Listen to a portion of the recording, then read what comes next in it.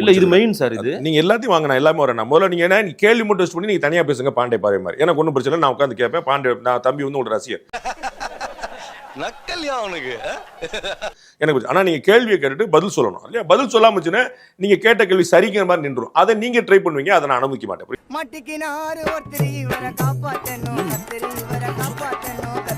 அதான் சார், மணிப்பூருக்கு போயிருக்கணும்ல. இப்படி ஒரு குழு ஹேமமாலினி மேடம் அவங்க தலைமையில இங்க அனுப்பின மாதிரி அங்க போயிருக்கலாம். கள்ளக்குறிச்சிக்கு சிஎம் போயிருக்கணுங்கிற மாதிரியே மணிப்பூருக்கு பிஎம் போயிருக்கணும். எதுக்கு இதெல்லாம்? முதல்ல நீ முன்னாடி வந்து இப்படி கேட்கறதே தப்பு. இல்ல சார், நம்ம பதிலுக்கு பதில் பேச வேண்டாம் சார். உங்கள் சௌரியத்தை நான் பேச முடியாதுங்க. ஏன் பதில நீங்க தீர்மானிப்பீங்களா? பாண்டே பெட்டின் பொருள மாதேஷ் வந்து தனியா பேசிக்கிட்டு சிஎம் என்ன கேக்குறாரு? பதிலுக்கு பதில் பேசுவார். நீங்க எப்படி சொல்லுவீங்க? யாருடைய ரத்தத்தையாவது உறிஞ்சி அரசியல் பண்ணலாம். பதிலுக்கு பதில் பேசுவார். நீங்க எப்படி சொல்லுவீங்க? என்னுடைய பதில் நீங்க தீர்மானிப்பீங்களா? வேணாம். எதுக்கு என்கிட்ட பேட்டி கேக்குறீங்க?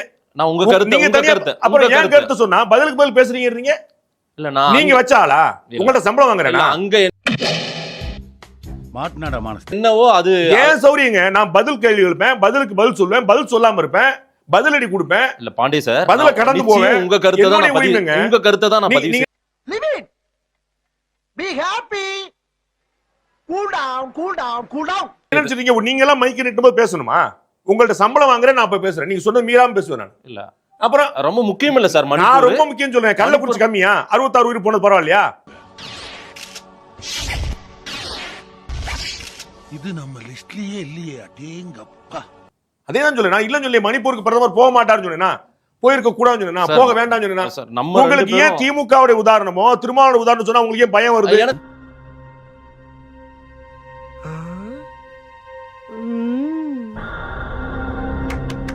பயம் இல்ல சார். அப்புறம் ஏன் பதறீங்க? பொது சமூகத்தில் மக்களுடைய கேள்வியை நான் வைக்கிறேன். என்னுடைய பதில நான் சொல்றேன். வலிக்குதுதான் கொஞ்சம். இது என்னை தானே கேக்குறீங்க. நான் தான் சொல்றேன். நான் சொல்றேன் சிஎம் எப்படி போகலையோ அதே மாதிரி பிஎம் போல. திருமாவளவன் எப்படி அரசியல் பண்றாரோ அதே மாதிரி பிஜேபி பண்ணும். அழுதுருவேன்.